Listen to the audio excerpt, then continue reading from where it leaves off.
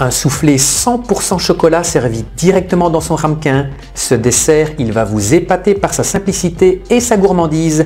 Bienvenue dans cette nouvelle vidéo. Bonjour à tous, c'est Nicolas, bienvenue sur ma chaîne. Si vous la découvrez, n'hésitez pas à vous abonner et à cliquer sur la petite cloche des notifications pour ne plus louper aucune nouvelle vidéo. Alors ce soufflé au chocolat, il est extrêmement simple à réaliser. Je vous propose ici la recette pour 4 personnes. Pour les ingrédients, nous aurons besoin de 6 œufs dont on gardera les blancs et seulement 3 jaunes, de 85 g de sucre semoule ou de sucre cassonade, de 240 ml de lait, de 25 g de maïzena et de 150 g de chocolat noir. J'ai fait fondre le chocolat au four à micro-ondes. Dans un cul de poule, j'ai placé les jaunes d'œufs avec la maïzena et 10 g de sucre. Je vais fouetter pour rendre le mélange bien homogène.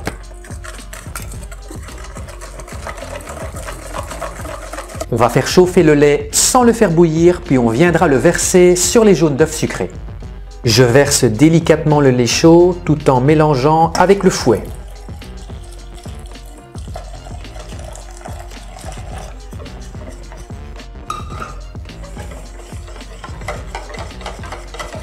Je reverse cet appareil dans la casserole et on va porter le tout à ébullition. Fouettée en permanence, cette crème va progressivement épaissir comme pour une crème pâtissière. Voilà, la crème est épaissie, on peut stopper la cuisson. Hors du feu, j'incorpore le chocolat fondu. On va continuer ensuite à bien mélanger au fouet et quand la préparation sera prête, on la laissera tiédir.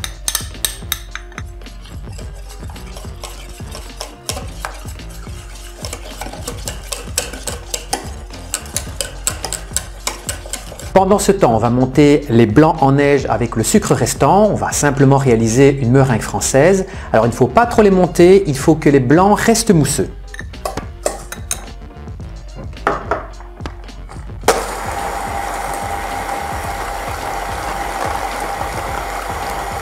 Je verse un tiers de la meringue dans la pâte chocolatée et je vais mélanger énergiquement pour bien détendre la pâte.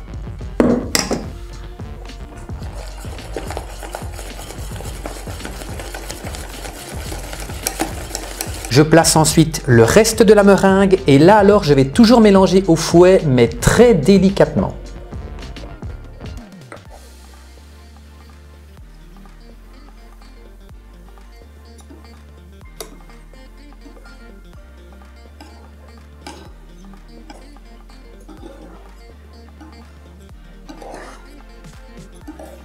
Avant de placer la pâte, on va beurrer les moules généreusement.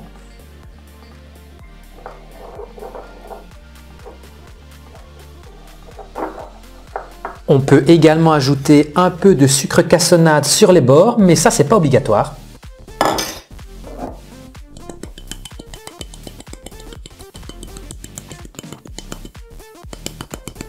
On va à présent remplir les ramequins presque à ras du bord.